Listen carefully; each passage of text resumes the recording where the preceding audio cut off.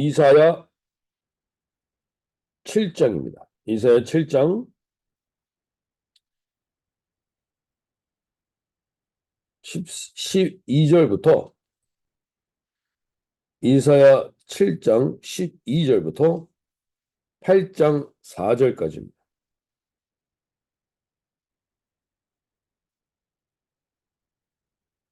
이사야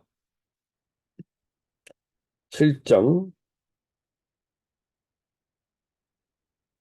12절부터 8장 4절까지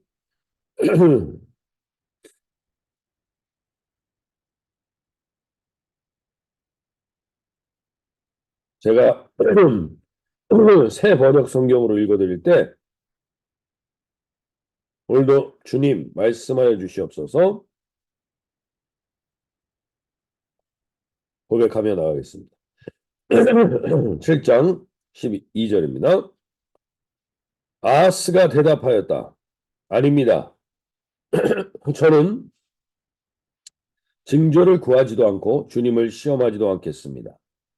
그때 이사야가 말하였다. 다윗 왕실은 들으십시오. 다윗 왕실은 백성의 인내를 시험한 것만으로도 부족하여 이제 하나님의 인내까지 시험해야 하겠습니까? 그러므로 주님께서 신이 다윗 왕실에 한 징조를 주실 것입니다. 보십시오. 처녀가 잉태하여 아들을 낳을 것이며 그가 그의 이름을 임마누엘이라 할 것입니다.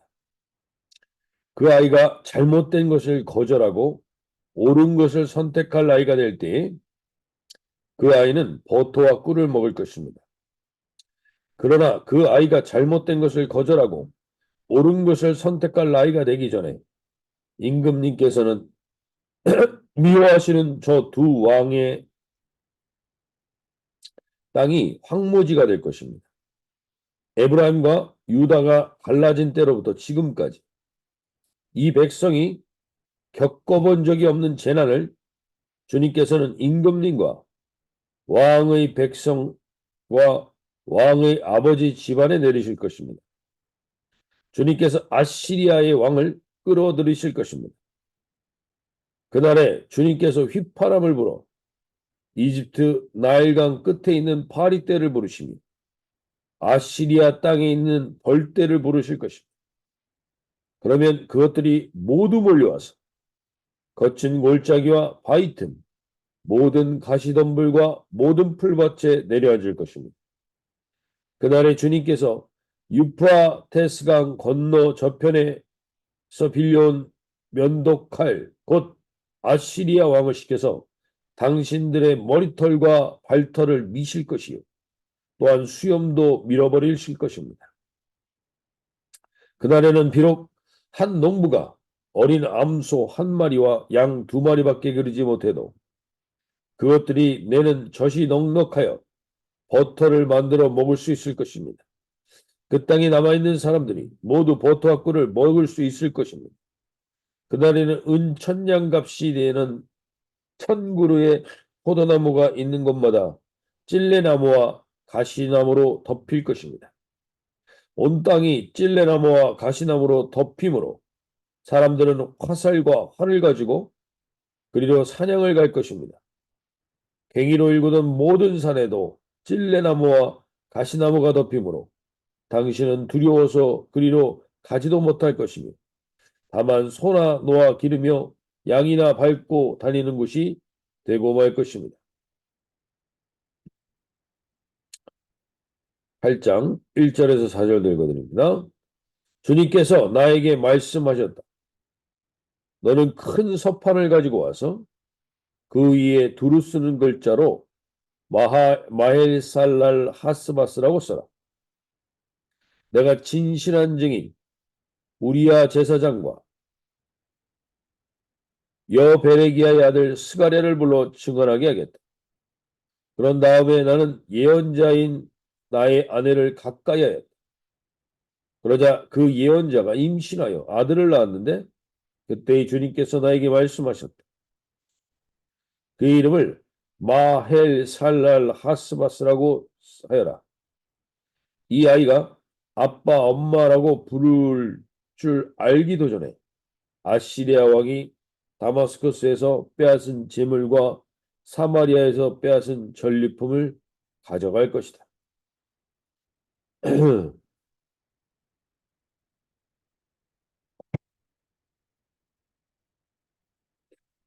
우리가 어제 그런 말씀을 나눴습니다. 이 다윗의 왕조 가문을 남유다의 가문을 보면서 믿음의 3대 4대가 무엇을 해결해 주는 게 아님을 보았습니다. 아하스는 믿음의 3대 4대가 넘는 사람이죠. 그러나 믿음의 모색을 다 갖추고 있음에도 그러나 하나님께 구하라는 징조를 구하고 하나님을 의지하라는 그 고백에 그는 말씀을 의지하여 거절합니다. 그게 오늘 7장 12절 말씀입니다. 아하스가 이르되 나는 구하지 아니하겠나이다. 나는 여호와를 시험하지 아니하겠나이다 한지. 하나님을 시험하지 말라고 하는 그 계명을 지키는 것처럼 자기는 하나님을 시험하지 않겠다고 이야기합니다. 그러나 이것은 말씀을 인용하여 말씀의 지식만 있고 말씀의 능력은 없는 말씀의 지식만을 인용하여서 자기의 사실 하나님을 의지하고 하지 않는 자신의 불신을 합리화합니다. 오늘 우리가 이 땅에서 이제 이 열왕기하 16장에 가보면 이 아하스가 어떤 행동을 했는가 보면 왕궁의 보물들을 가지고 아스루 왕에게 갖다 바치면서 아스루 왕에게 이렇게 행해합니다. 왕의 종, 왕의 신복, 왕의 아들입니다. 이렇게 고백합니다. 결국 아하스 왕은 이 아시리아라는 나라를 더 의지했지 하나님을 향하여 찾고 의지하고 징조를 구하지 않았습니다. 하나님을 의지하지 않았기 때문이죠. 눈에 보이는 것들을 더 의지하는 것. 어떻게 보면 이것이 아하스만의 문제가 아니라 오늘 우리가 하나님을 의지한다고 하면서 다니는 현대 교회의 트렌드가 이것이 될 수도 있습니다. 오늘 2024년 하나님의 한국교회 트렌드라는 이 여론조사를 해서 만든 잡지가 있습니다. 제가 아마 우리 전체 카톡장에 한번 보내드릴 텐데 그 안에서 보면 첫 번째 화두가 뭐냐면 외로운 크리스천입니다. 외로운 크리스천. 교회를 다니는데 크리스천들이 46%가 외로움을 호소합니다. 첫 번째로 교회를 다니지만 하나님과의 관계가 원활하지 않습니다. 하나님과의 관계가 오늘 아하스에게 하나님은 말씀하시고 나를 찾으라 말하지만 하나님을 찾지 않는 크리스천이 많고 또한 교회 안에서도 교회를 트렌드로 다니기 때문에 교회 안에서도 내가 마음을 터놓을 수 있는 사람이 단 한 사람도 없습니다. 그것이 오늘 이 현대의 교회의 현재 상황입니다. 아하스도 마찬가지입니다. 하나님을 시험하지 않겠다 말하지만 결국 하나님을 믿지도 않고 하나님을 제대로 믿는 사람과는 깊은 교제를 하지 않습니다. 그래서 그는 엉뚱한 것을 그 외로움과 두려움 속에 엉뚱한 것을 의지합니다. 그 모습 속에서 오늘 우리 교회도 마찬가지입니다. 오늘 똑같이 크다고 문제가 있고 작다고 문제가 없는 게 아니라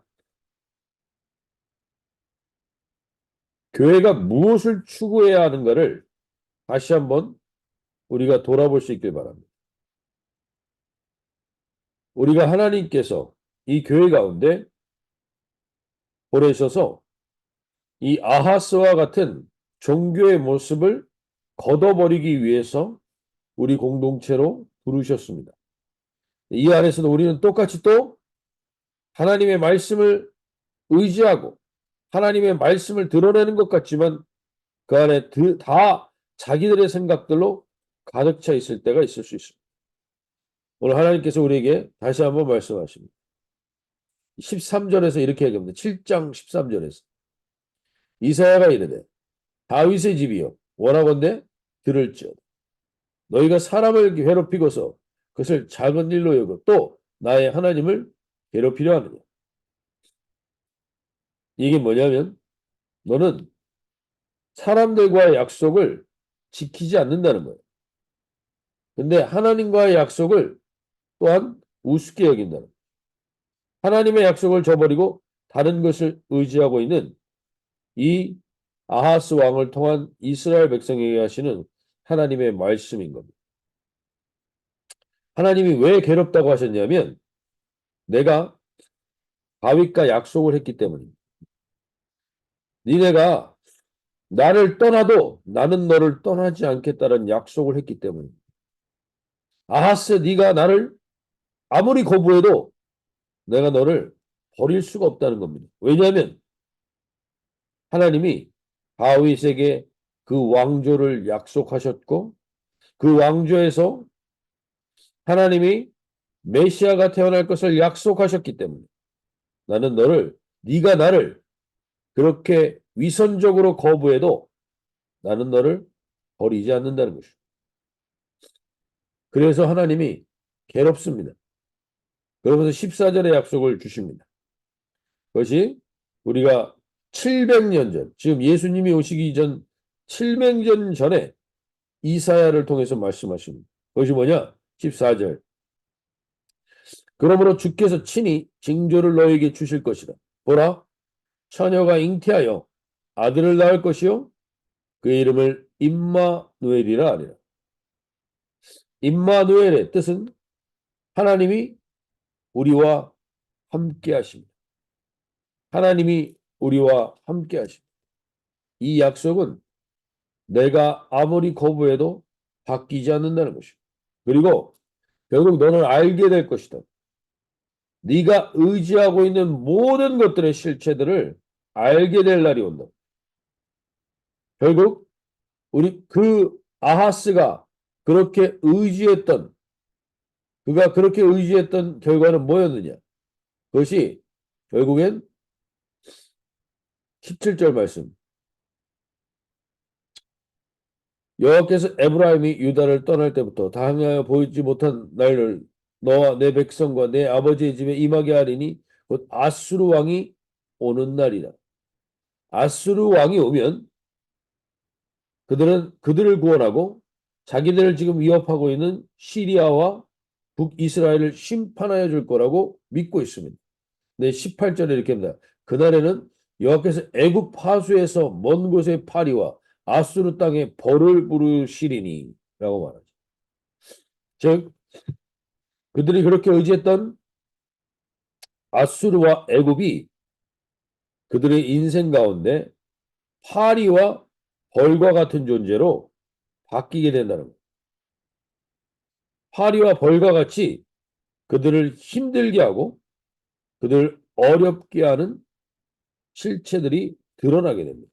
실제로 아수르 왕은 와서 그들을 다 빼앗고 그들의 것들을 다 빼앗습니다. 그리고 오늘 그들이 오면서 일어나는 일들은 뭐냐? 그들이 자부했던 모든 것들은 다 파괴됩니다. 20절에서 그날에는 주께서 하수 저쪽에서 세네온 삭도와 아수르 왕으로 내 백성의 머리털과 발털을 미실 것이요 수염도 깎으리라. 이 시기에 털이 밀린다라는 것은 최고의 수치입니다. 최고의 수치를 당합니다.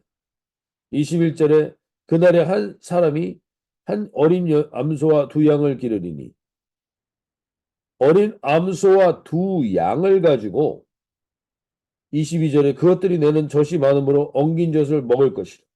즉 사람들이 인구가 급감하게 됩니다. 인구가 급격히 감소하면서 암소와 두 양을 기른 것으로 충분히 먹인다는 겁니다. 그만큼 인구가 급감하게 되는 일들을 경험하게 됩니다. 그리고 23절에는 그들이 축적해왔던 천그루의 은천개의 가치가 있는 포도나무가 있던 곳마다 찔레와 가시를 날 것이다. 축적하고 있던 모든 재산이 가시떨기가 될 거라는, 찔레가 될 거라는.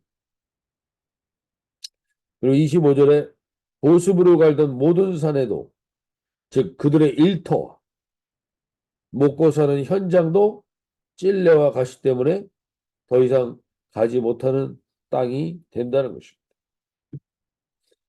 결국 말씀을 이용하고 믿지 않았던 아하스는 비참함을 맞이하게 됩니다. 그러나 중요한 것은 하나님은 이 심판이 이르기 전에 다윗의 집을 포기하지 않고 약속을 주신 것이 바로 오늘 14절의 말씀, 7장 14절의 말씀입니다. 언제나 하나님은 너희들에게 임하게 될 징계와 심판을 이야기하시기 전에 가장 먼저 살 길을 열어놓으십니다. 그게 우리가 믿는 긍휼의 하나님입니다. 14절에 주께서 친히 징조를 너에게 주실 것이라. 보라, 처녀가 잉태하여 아들을 낳을 것이요 그의 이름을 임마누엘이라. 하나님이 우리와 함께 하심을 믿고 간구하는 자들에겐 살 길을 열어주시고 그 이후에 본격적인 심판이 임합니다. 마찬가지입니다. 첫 번째 아담과 하와가 선악과를 따먹었을 때도 하나님은 출산의 고통과 땅이 저주를 받는 이 고통과 징계를 아담과 하와에게 내리시기 전에 먼저 여인의 후손이 와서 사탄의 머리를 짓밟을 것을 먼저 약속하시죠. 동일합니다. 오늘도 본문에서 임마누엘의 약속을 먼저 하시고 그 다음에 징계와 심판이 임하는 것을 보게 합니다. 오늘 이 아침에 우리가 첫 번째로 좀 기도했으면 좋겠는 게 바로 이것입니다. 하나님의 말씀을 이용해서 하나님을 믿지 않고 다른 것을 의지하면 반드시 우리는 온전한 그리스도인이 아니라 외롭고 그리고 온전하지 못한 그리스도인의 삶을 살게 됩니다. 오늘 하나님께서 우리에게 약속하신 이 말씀을 의지하여서 하나님을 의지하지 않고 하나님을 온전히 바라보지 못하게 한 모든 것들의 결과는 결국엔 이러한 결과를 가져온다는 것을 우리는 역사 속에서도 봐왔고 우리의 오늘의 현실에서도 봅니다. 그럼에도 불구하고 우리가 끝까지 놓지 못하는 것들이 있다면 오늘 주님 이 아침에 깨어 특별히 이 교회들마다 저희 교회를 비롯하여 모든 교회들마다 다시금 교회의 본질이 무엇인지를 알게 해 주십시오. 하나님을 더 확인하고 하나님을 알고 임마누엘 하신 주님을 간절히 부르짖는 자들에겐 하나님은 반드시 살 길을 여십니다. 그러나 끝까지 그것을 거부하는 자들에게는 하나님께서 어떠한 것들이 임하게 되는지를 오늘 이사야를 통해서 하나님은 끊임없이 우리에게 이야기하십니다. 하나님 그러나 분명히 얘기합니다. 심판과 징계가 목적이 아니라 나는 언제나 임마누엘 먼저 살 길을 열어주신 하나님이라는 사실. 우리가 그분을 찾고 구하기만 하면 하나님은 반드시 그 길을 열어주실 것이라는 믿음으로 오늘 이 아침에 나가실 수 있길 바랍니다.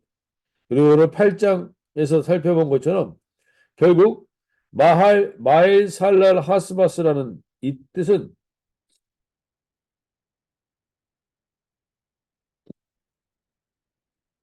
마헬은 빠르다는 뜻이고 살랄은 약탈품이라는 뜻입니다. 전리품. 하스는 신속함이라는 뜻이고 바스는 노획물이라는 뜻입니다.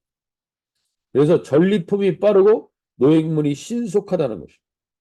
즉 아하스가 의지했던 아시리아는 이제 시리아와 북왕국을 벌하기보다 노획물과 전리품을 확보하기 위해서 신속하게 이 땅 가운데 온다는 것입니다. 마치 이 아시리아는 사탄과 같습니다. 오늘 우리가 어디에 마음을 두고 있는지, 하나님의 약속의 마음을 두고 있는지, 하나님의 약속의 말씀에 우선순위를 두고 있는지, 내가 세상의 것에 우선순위를 두고 있는지, 우리의 자녀들, 이사야의 아들을 통해서 하나님은 말씀하십니다. 우리의 자녀 세대들이 신속하고 빠르게 전리품이 되어갈 수도 있고 임마누엘의 약속을 누리는 자녀가 될 수도 있습니다. 오늘 우리가 이 아침에 우리의 자녀들을 위하여 다시 한번 신속하고 빠르게 이 세상에 전리품이 되어가고 있는 우리의 자녀들을 하나님께요 오늘 기도하며 주님 그들이 결국에는 임마누엘 하신 예수 그리스도를 온전히 의지하고 만나는 역사가 있도록 우리에게 주어진 권세가 어떤 것인지 우리가 삶으로 보여주는 부모들이 되게 하여 주십시오. 그러한 은혜가 있게 해달라고 우리 기도하며 나가실 수 있길 바랍니다.